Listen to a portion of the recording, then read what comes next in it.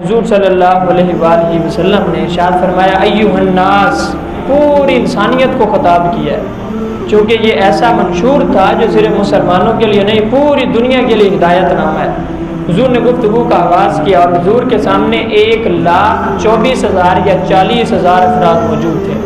حضور نے فرمایا ایھا الناس، اے لوگو، اسمعوا قولی، فرمایا میری بات کو کان کھول کے سن لو، میری بات کو توجہ سے سن لو۔ فإنی لا أرانی وإياکم أن نجتمع في هذا المجلس أبدا بعد عامی هذا۔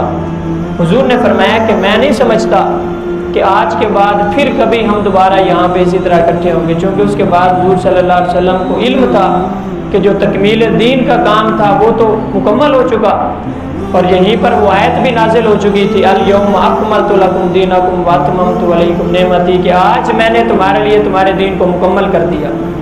تو حضور نے فرمایا میں نہیں سمجھتا کہ آج کے بعد دوبارہ کبھی ایسا موقع آئے گا کہ ہم اسی طرح دوبارہ اکٹھے ہوں گے۔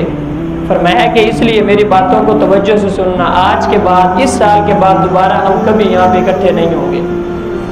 اور پھر حضور صلی اللہ علیہ وسلم بار بار یہ الفاظ اپنے خطبے کے اندر ارشاد فرماتے رہے کہ میری بات کو غور سے سنو، اور جو لوگ یہاں پہ موجود نہیں ہیں ان تک میری بات کو پہنچا دو۔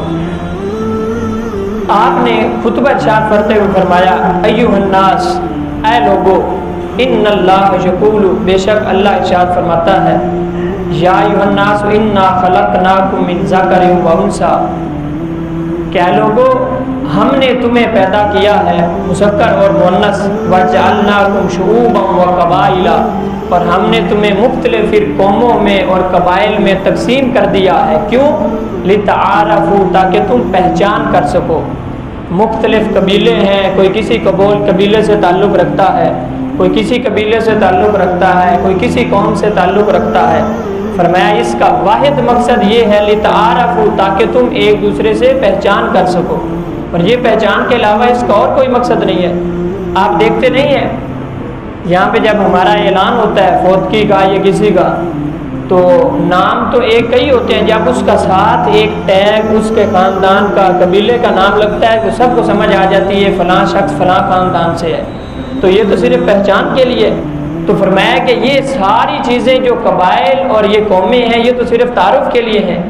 ان اکرمکم عند اللہ اتقاکم، ہاں ان کے اندر عزت کی بذات خود کوئی بات نہیں رکھی۔ اللہ کے نزدیک عزت والا وہی ہے جو زیادہ پرہیزگار ہے، چاہے اس کی ذات جو بھی ہو، چاہے اس کی قوم جو بھی ہو۔ ان اکرمکم عند اللہ اتقاکم، فرمایا اللہ کے نزدیک عزت اسی کی ہے۔ وہ دنیا کے اندر چودھری ہے، دنیا کے اندر وہ وڈیرا ہے، دنیا کے اندر وہ جو کچھ مرضی ہے، اگر وہ متقی اور پرہیزگار نہیں ہے تو اللہ کے ہاں اس کی کوئی عزت نہیں ہے۔ اور بظاہر ہمارے ہاں جن اقوام کو، جن قبائل کو نیچا سمجھا جاتا ہے، اگر وہ متقی اور پرہیزگار ہے تو اللہ کے ہاں اس کی سب سے بڑی فضیلت ہے۔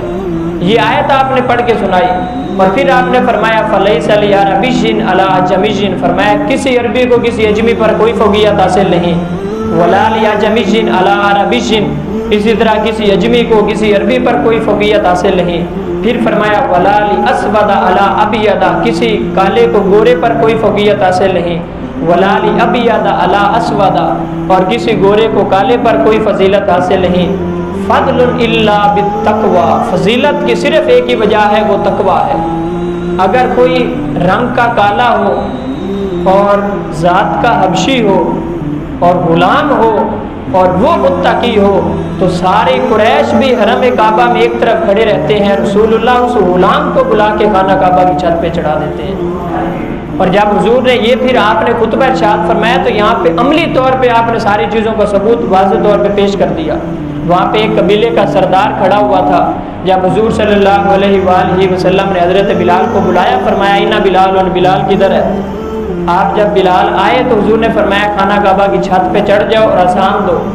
تو وہاں پہ قریش کے ایک قبیلے کا سردار کھڑا ہوا تھا، وہ یہ منظر دیکھ کے چونک گیا۔ اس نے کہا کہ آج میرا باپ زندہ ہوتا تو وہ یہ منظر دیکھ کے ویسے ہی مر جاتا کہ جس غلام کو آقا کی اجازت کے بغیر جوتا جو ہے دھوپ سے اٹھا کے چھاؤں پر رکھنے پہ بھی باعث عتاب ٹھہرایا جاتا تھا، اس کو محمد رسول اللہ نے خانہ کعبہ کی چھت پہ چڑھا دیا۔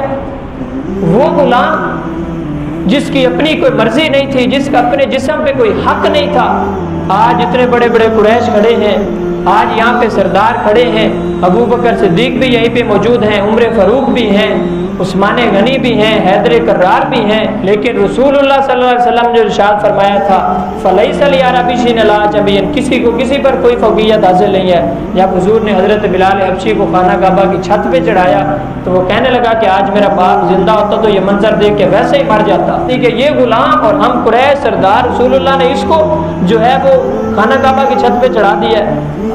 تو حضور نے فرمایا کسی کو کسی پر کوئی فوقیت حاصل نہیں۔ اور پھر حضور نے فرمایا الناس من آدم و آدم من تراب، حضور نے فرمایا کہ لوگوں دیکھو فخر کی کوئی بات نہیں ہے، تم سارے کے سارے آدم سے ہو، اور فرمایا کہ آدم جو تھے من تراب وہ مٹی سے تھے، الا کل میسرۃ او دم او مال جدا به فهو تحت قدمي هاتين الا صدانۃ البیت وسقایۃ الحاج۔ تو حضور نے فرمایا کہ آج کے بعد سارے فضیلت اور برتری کے دعوے کہ ہم قریش ہیں، ہم فلاں قبیلے سے ہیں، ہم فلاں قبیلے سے ہیں، فرمایا میں اپنے قدموں کے نیچے روند کے جا رہا ہوں۔ اور یہ قدموں کے نیچے روندنا ہی تھا کہ بڑے بڑے قریش بھی وہاں پہ موجود ہیں۔ تو حضور صلی اللہ علیہ وآلہ وسلم نے خانہ کعبہ کی چھت پہ چڑھایا تو یہ غلام کو چڑھایا، چونکہ حضور کو پتہ تھا کہ یہی بلال تھا اور یہی مکہ کی زمین تھی۔ بلال نے اسی مکہ کی زمین پر کوڑے کھائے تھے، اسی مکہ کی زمین پر اسلام کے لیے قربانیاں دی تھی، اسی مکہ کی زمین پر ان کا خون بہایا گیا تھا۔ کون سا ایسا ظلم تھا جو ان پر نہیں توڑا گیا تھا؟ آج پھر وہ منظر چشم فلک نے اس سے پہلے کبھی دیکھا تھا نہ بعد میں کبھی دیکھے گی۔